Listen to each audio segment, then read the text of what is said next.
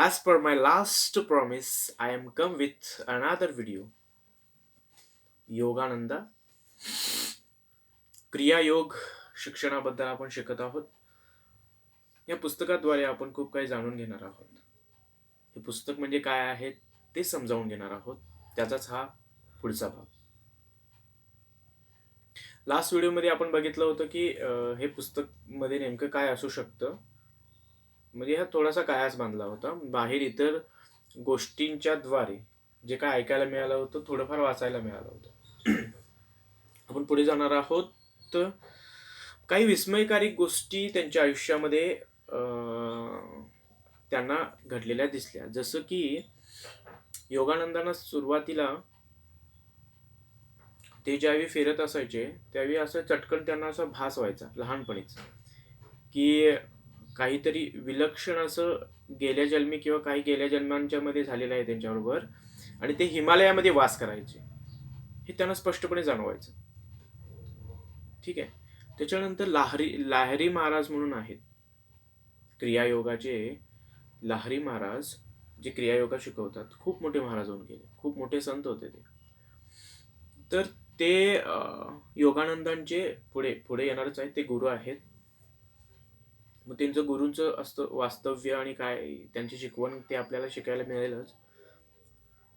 पण त्यांनी योगानंद जन्म व्हायच्या पहिला 50 वर्ष पहिला भाकीत केलं होतं की पुढं 50 वर्षानंतर एक योगी जन्माला येणार आणि योगा त्यांच्याद्वारे एका पुस्तक लिहिलं जाणार आहे आणि त्या पुस्तकाद्वारे संपूर्ण जगात योगाचा प्रसार होणार आहे.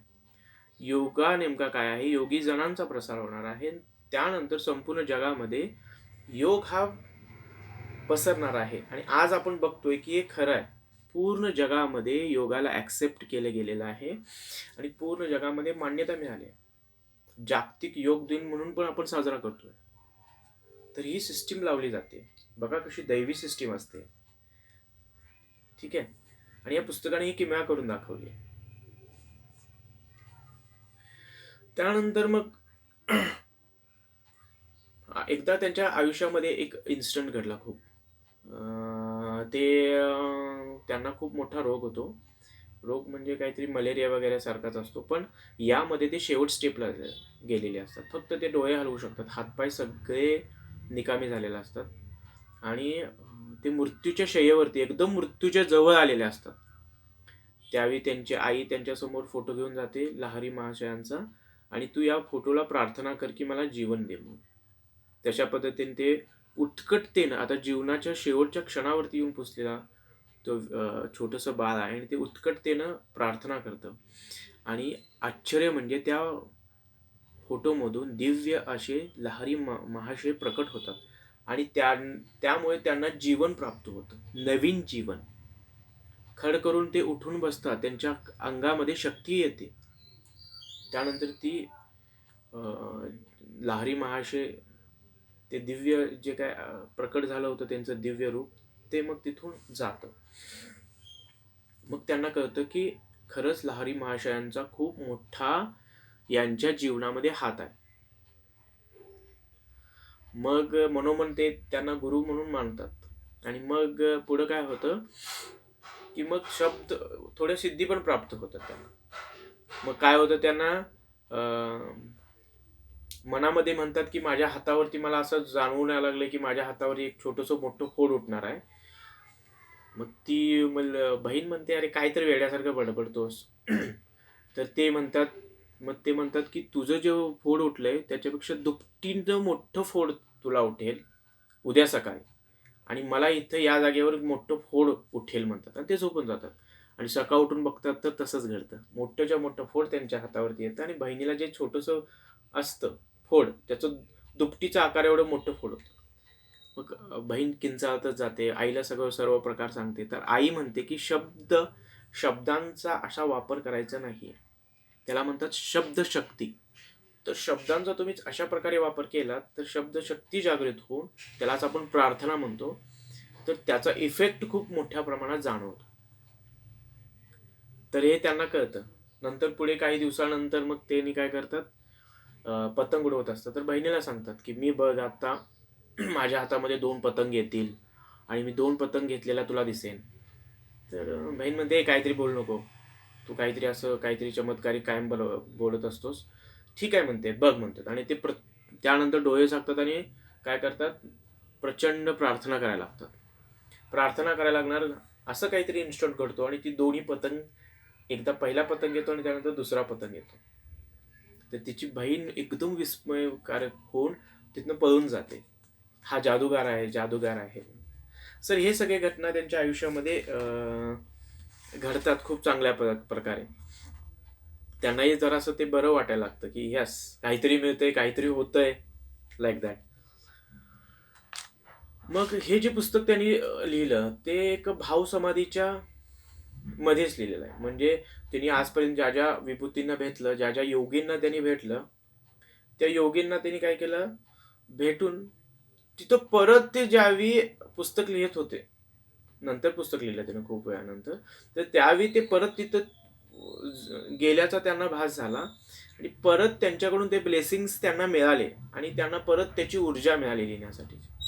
त्यामुळे पुस्तक पूर्णपणे दैवी आहे. त्याच्यातल्या संपूर्ण घटना खूप दैवी आहेत. त्यांच्या आई आणि वडिलांच्या बद्दलचा एक किस्सा आहे, म्हणजे त्यांच्याबद्दल थोडं सांगायलाच हवं.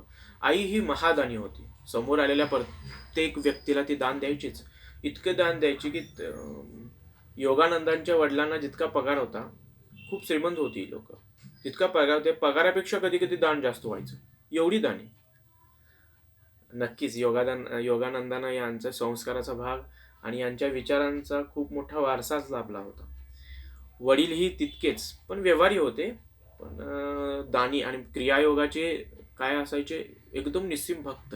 काही चिडचिड झाली, काही प्रॉब्लेम आला तर ते क्रियायोग करायचे आणि एकदम शांत व्हायचे आणि सगळं काय सामावून घ्यायचे, सांभाळून घ्यायचे, अशा प्रकारे. आणि त्याच्यानंतर ते दोघेही, आई आणि वडील, हे लहरी महाशयांचे काय शिष्य होते आणि खूप जास्त डिओटी होते, भक्त होते.